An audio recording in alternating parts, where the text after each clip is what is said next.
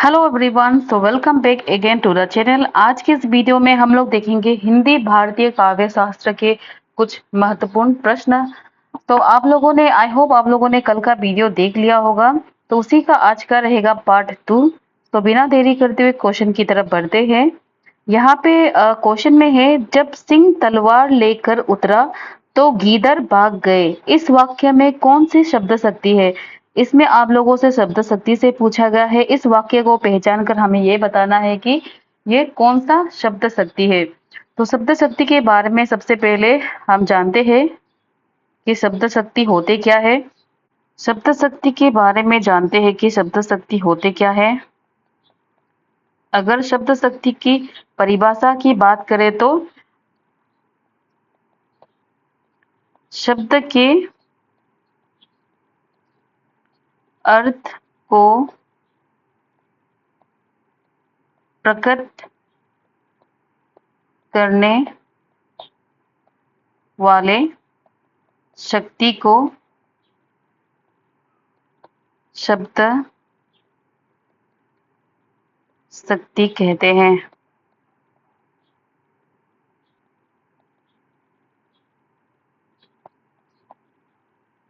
उदाहरण के तौर पर हम देखते हैं, जैसे मैं कहूँ बिल्ली। अगर मैं आप लोगों से बिल्ली कहूँ तो हमारे माइंड में किसका इमेज क्रिएट होगा? एक बिल्ली का इमेज क्रिएट होगा। एक और होगा, जैसे होगा गाय। अगर मैं आप लोगों से गाय शब्द कहूँ तो आप लोग के माइंड में गाय शब्द को लेके किसका इमेज क्रिएट होगा? एक गाय की ही इमेज आएगा। इसी को ही हम शब्द शक्ति कहते हैं। शब्द के अगर भेद के बारे में कहूँ तो शब्द शक्ति के भेद कितने होते हैं? शब्द शक्ति के भेद होते हैं 3। एक होता है आपका अभिधा शब्द शक्ति, दूसरा होता है लक्षणा शब्द शक्ति, एक होता है व्यंजना शब्द शक्ति। इसको अब हम उदाहरण से समझते हैं कि अभिधा शब्द शक्ति क्या होते हैं, लक्षणा क्या होते हैं।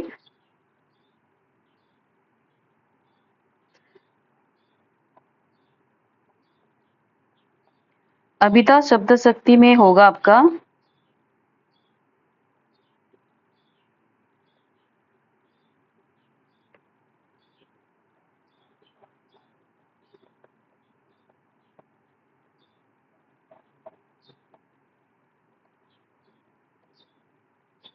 अभिधा शब्द शक्ति में होगा, जैसे कि आपका उदाहरण के तौर पर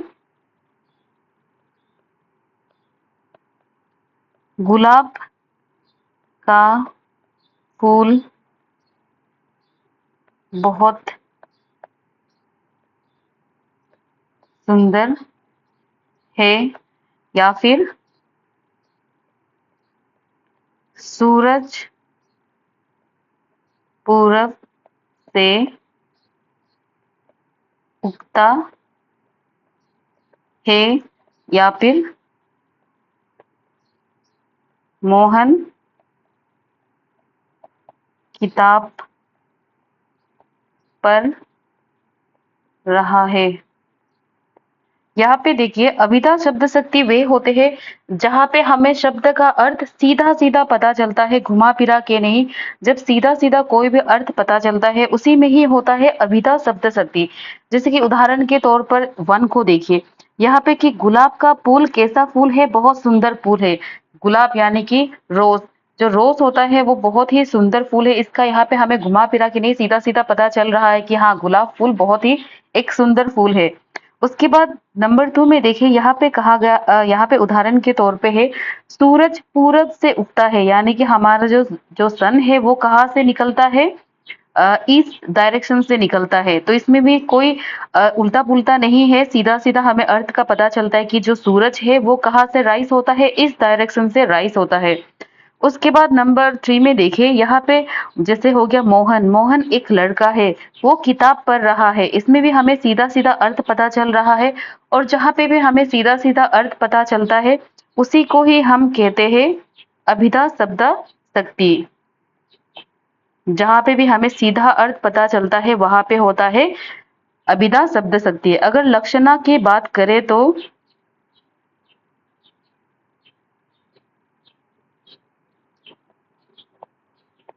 नंबर 2 में है लक्षणा शब्द शक्ति। इसका एग्जाम्पल के तौर पर हम ले सकते हैं, जैसे हो गया मोहन गधा है। उसके बाद और हम क्या ले सकते हैं, बाजार में आजकल आग लगी है। और तीसरा ले सकते हैं, गंगा में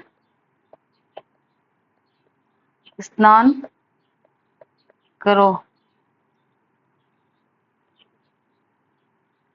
यहाँ पे देखिए लक्षणा शब्द शक्ति वे होते हैं जब हम किसी की तुलना करने के लिए या फिर किसी की विशेषता बताने के लिए जब हम ऐसे शब्द का सहारा लेते हैं, तो इसी में ही होते हैं लक्षणा शब्द शक्ति। जैसे हो गया यहाँ पे देखिए उदाहरण के तौर पर मैंने दिया है नंबर 1 में, मोहन गधा है। मोहन एक लड़का है जो कि एक इंसान है।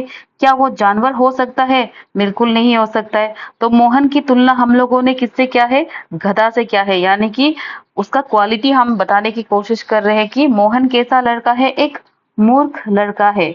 इसमें हम सीधा सीधा अर्थ नहीं बोलते हुए घुमा फिरा के जब कहते हैं, तो इसी में ही होता है लक्षणा शब्द शक्ति। जैसे कि नंबर 2 में देखिए, बाजार में आजकल आंख लगी है। बाजार में आंख से क्या मतलब है? सीधा आंख, यानी कि फायर नहीं लगा हुआ है। यानी कि जो महंगाई है वो बढ़ गई है। यानी कि जो वस्तुओं के दाम है, जो सामान के दाम है, वो आजकल बहुत ही ज्यादा हाई प्राइस हो रहा है। इसीलिए उसको हम लोग इनडायरेक्टली कह रहा है कि बाजार में आजकल आग लगी है। जब भी हमें चीजों को सीधा सीधा नहीं कहना है, घुमा फिरा के कहना होता है, तो इसी में ही लक्षणा शब्द शक्ति होता है। और एक उदाहरण के तौर पर देखिए, गंगा में स्नान करो। गंगा में स्नान करो अगर इसका सीधा सीधा मतलब होगा तो हाँ, गंगा रिवर है वहां पे नहा कर आओ।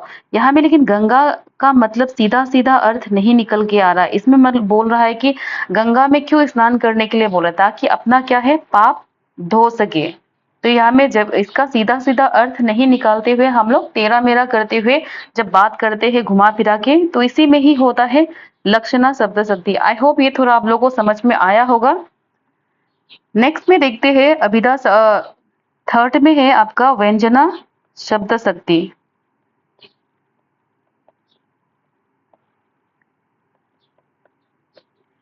व्यंजना शब्द शक्ति में क्या होते हैं, यहाँ पे जो भी अर्थ होता है वो कैसे होते हैं, हम लोग अपना अपना सिचुएशन के हिसाब से उसको समझ लेता है। जैसे कि एग्जाम्पल के तौर पर आप लोग देखोगे तो, रात के रात के 12 बज गए।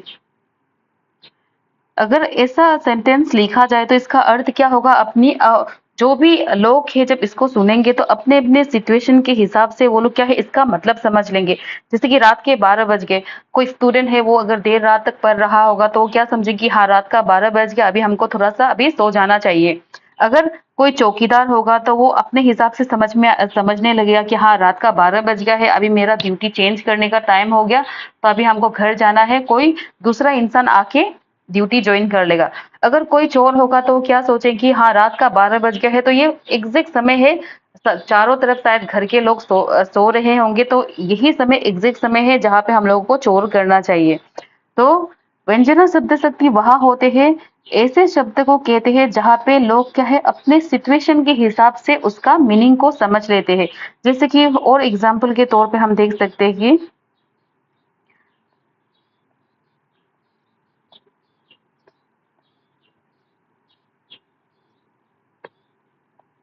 बारिश आ गई है। तो इसमें अगर कोई खेती वाला यानी कि कोई किसान होगा तो ये क्या सोचेगा कि हाँ बहुत अच्छा हुआ कि बारिश आने वाला है, तो हमारा जो फसल है वो अच्छा होगा।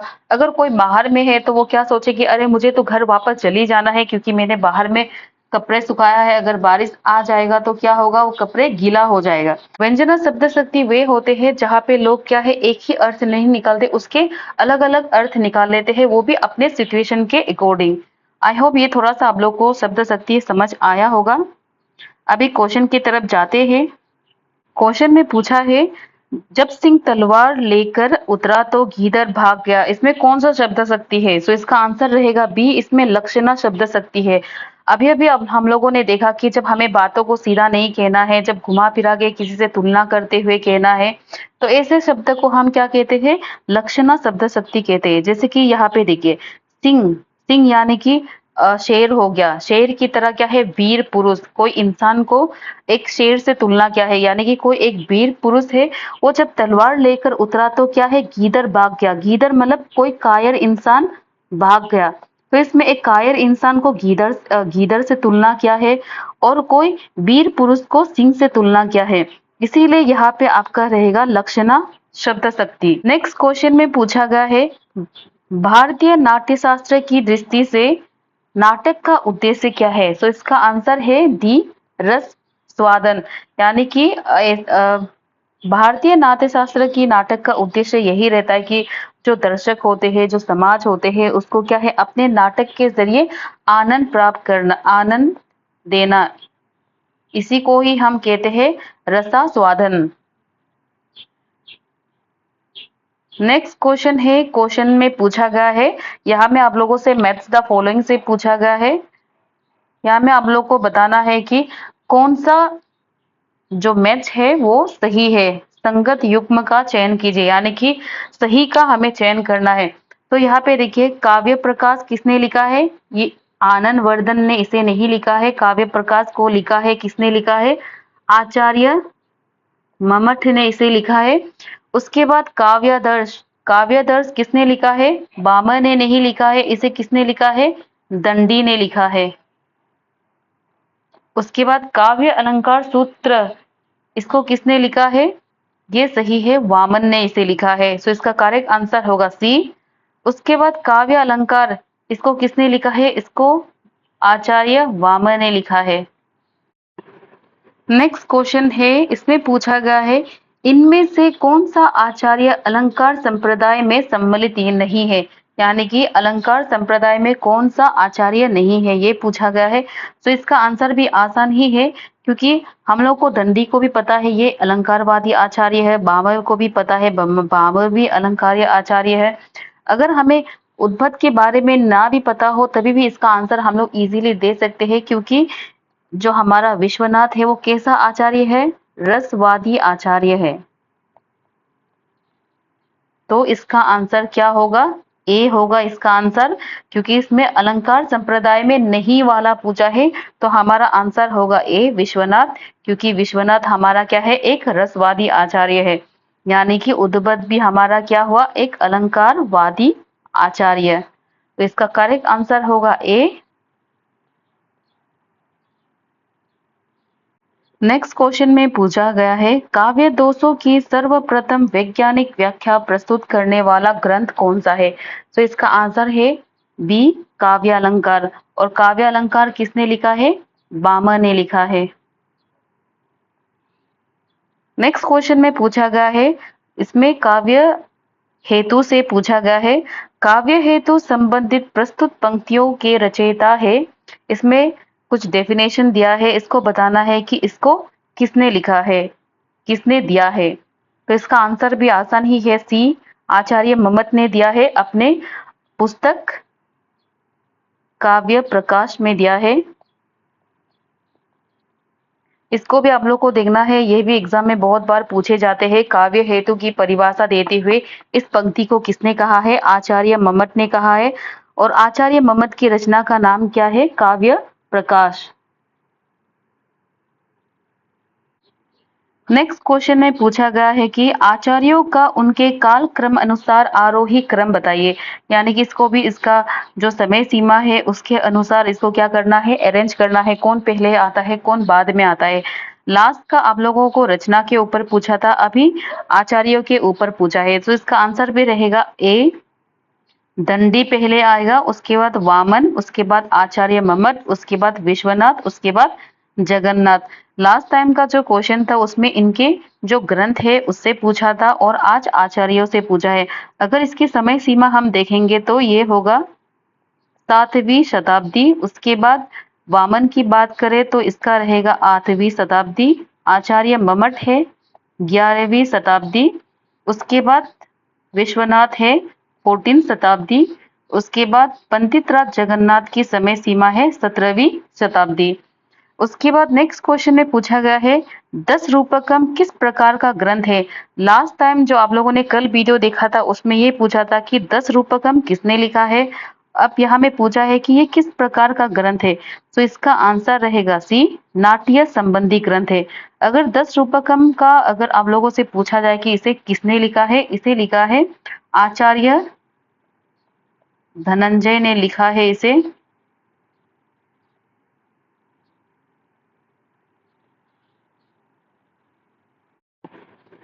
नेक्स्ट क्वेश्चन में पूछा गया है निम्नलिखित में से काव्य दोष कौन सा नहीं है। अब इसमें देखिए काव्य दोष के पाठ में से पूछा गया कि इनमें से कौन सा काव्य दोष नहीं है, तो हमारा आंसर होगा धी, घन तत्व जो काव्य दोष का पाठ नहीं है। यहाँ पे जो श्रुति श्रुति कटु तत्व भी हमारा काव्य दोष के अंदर आता है और ये भी काव्य दोष के अंदर आता है। उसके बाद क्लिष्ट तत्व भी काव्य दोष के अंदर आता है। कौन सा नहीं आता है, डी नहीं आता है, घन तत्व ये जो काव्य दोष का पार्ट नहीं है। नेक्स्ट क्वेश्चन में मैच द फॉलोइंग से पूछा गया है। यहाँ पे आचार्य के नाम दिया गया है और उनकी रचना यहाँ पे दिया गया है, इसको हमें मैच करना है। सो सबसे पहले यहाँ पे देखिए काव्य प्रकाश, काव्य प्रकाश किसने लिखा है, आचार्य मम्मट ने लिखा है। यहाँ पे मम्मट नहीं है तो सबसे पहले इसको हमें कटना होगा, जहां पे भी ये होगा तो यहाँ पे देखिए ट्री, ये ए नहीं होगा। उसके बाद मिलाना शुरू करते हैं। लास्ट वीडियो में, कल की वीडियो में मैंने आप लोगों को बताया था कि काव्य मीमांसा को किसने लिखा है। काव्य मीमांसा को लिखा है राजशेखर ने लिखा है। सो बी का रहेगा 4। यहाँ पे चेक करते हैं बी का 4, बी का 4 यहाँ पे सिर्फ है, सो इसका करेक्ट आंसर होगा सी। और भी देखते हैं अभिनव गुप्त ने क्या लिखा है, ध्वनियालोक लोचन। ये भी बहुत इंपॉर्टेंट ग्रंथ है, ये भी एग्जाम में पूछे जाते हैं। तो यहाँ पे इसका 2 मैच हो रहा है। यहाँ पे देखिए इसमें थोड़ा सा कंफ्यूजन हो सकता है। ध्वनियालोक लोचन, अगर लोचन साथ में आ जाएगा तो इसे किसने लिखा है, अभिनव गुप्त ने लिखा है इसे।